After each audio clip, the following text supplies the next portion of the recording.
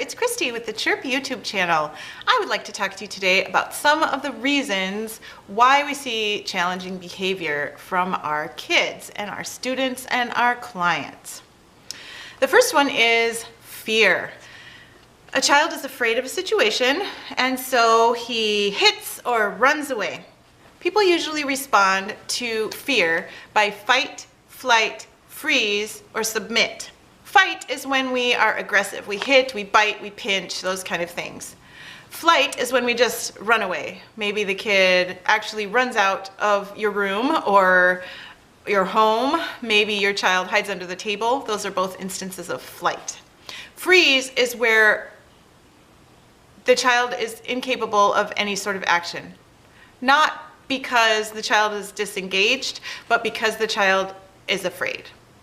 Submission is when a child goes along with something in a scary situation out of fear in order to get out of the scary situation. The child is not learning, the child is not processing, the child's just trying to get out of that situation. The second cause for challenging behavior is escape, running from a situation. And in this case, it's not because of fear, it's because of not wanting to do something.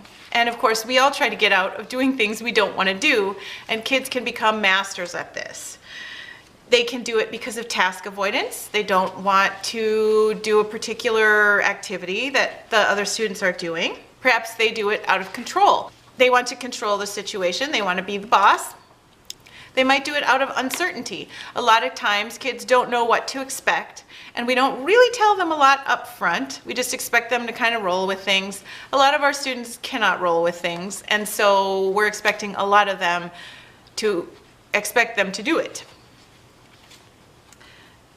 Usually those kids who are running away from uncertainty will run towards something familiar. The third reason we see challenging behavior is for attention. The child might be using the behavior to get adults or peers to respond. A lot of times kids only get responses when they're doing something we wish they weren't doing. And I think I'm guilty of this more often than I would like to be, because so often kids are doing something that I need to put a stop to, that I respond right away if one of my students is trying to choke another one of my students. And I don't respond right away if one of my students is giving a highly desired toy to a peer in a gesture of friendship. I need to be responding a lot more to those positive things with good, helpful, loving, gentle, compassionate feedback, rather than just focusing on the fires I need to put out and the redirection that I need to be doing.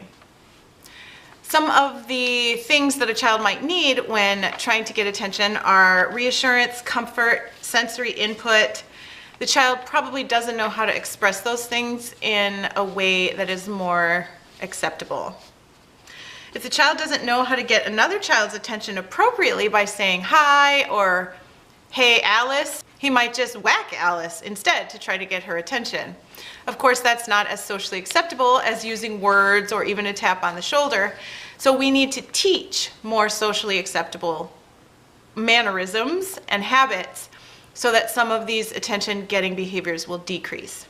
The fourth reason we might see challenging behavior is because of sensory needs. I have tons and tons of videos in that playlist about sensory needs and about how you can meet those in appropriate ways that are going to help your kids manage themselves better. And I hope that you take advantage of them.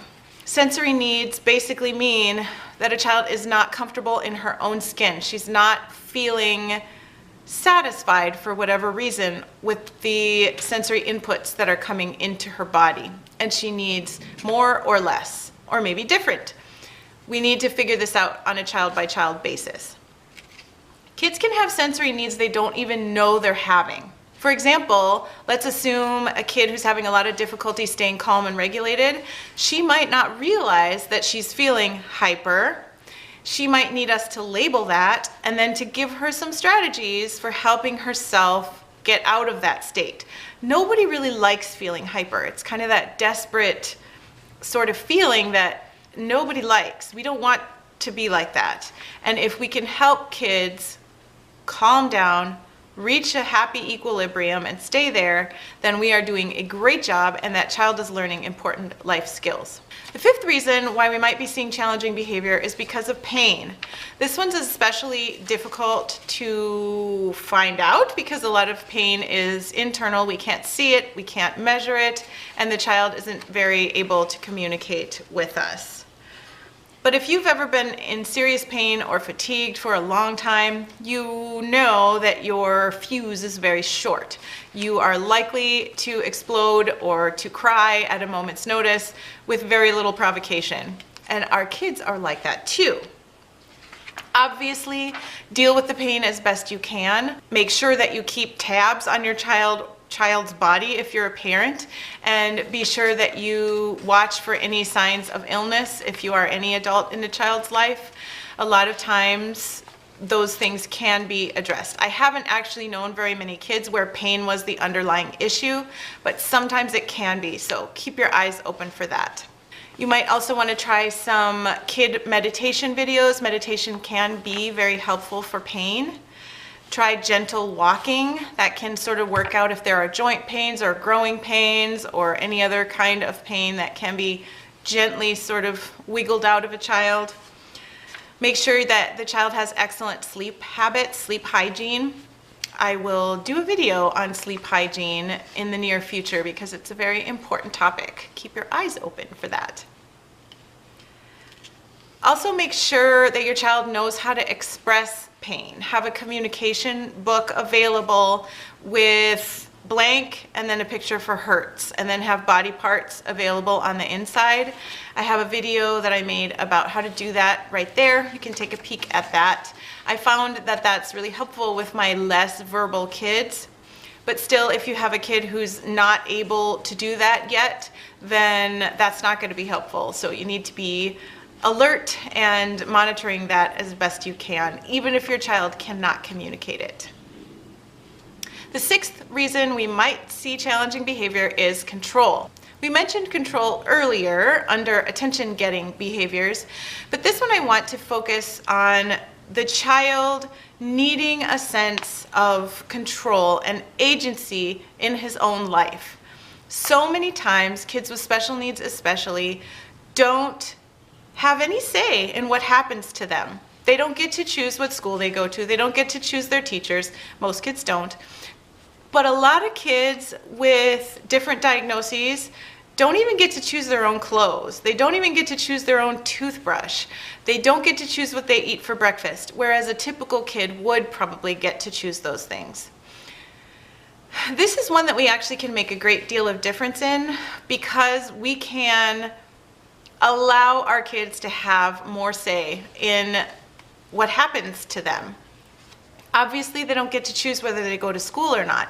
They don't get to choose what car we buy, but why couldn't we let them choose what to wear to school, or between two pairs of shoes, or you want oatmeal or do you want cornflakes today?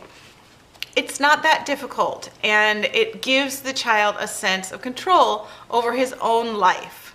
And a lot of times the reason we see behaviors that we don't like is because the children don't have a sense of control, and the way that they can control their environment is through negative behaviors. In closing, the main reason that we see behaviors we don't like is because the child has a need that is not getting met.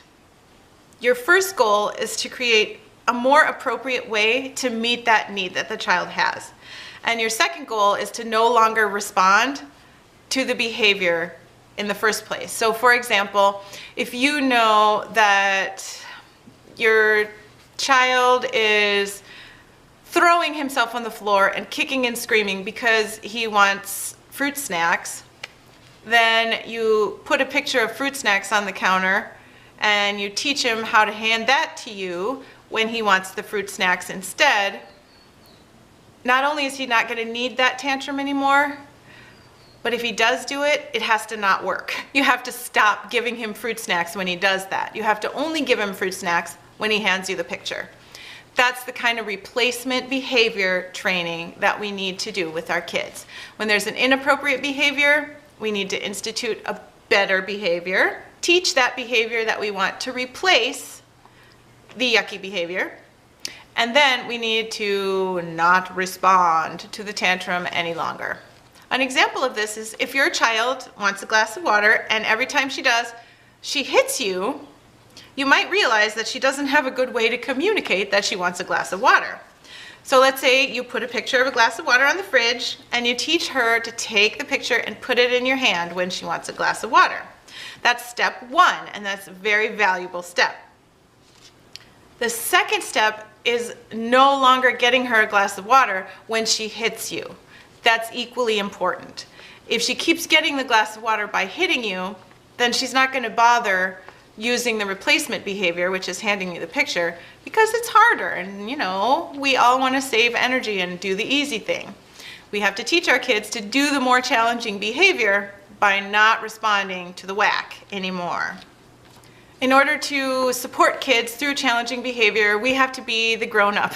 We have to be consistent, we have to be kind and gentle, but at the same time firm about what we will and will not accept and respond to. Don't let your child boss you around with challenging behavior. Make the decisions, teach the replacement skills, and enjoy the fruit of working purposefully to prevent challenging behaviors. I wish you lots of luck. If you have questions, leave them down below, and I'll see you in my next video. Have a great day. Bye.